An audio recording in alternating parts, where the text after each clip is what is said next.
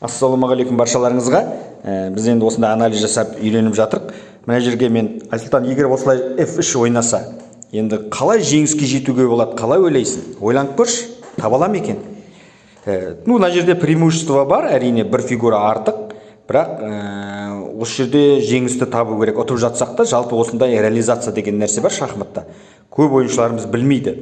Айсұлтан вроде енді 3-ші разряд алды, сонда да оңай емес. Енді осы жерде білімін тексеріп көрейік. Ну-ка, давай ойланып көр.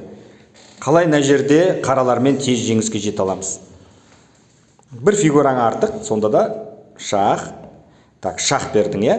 Енді шах бердің, мен ферзбен жабуға болмайды, себебі тегін жеп, екі ходта мат аламын. Қашамын. Енді ойлан, не істейсің? Так, слонмен шах, молодец. Вот, енді мен амал жоқ, қаша алмаймын, жеймін только. Жейміз, король қашады.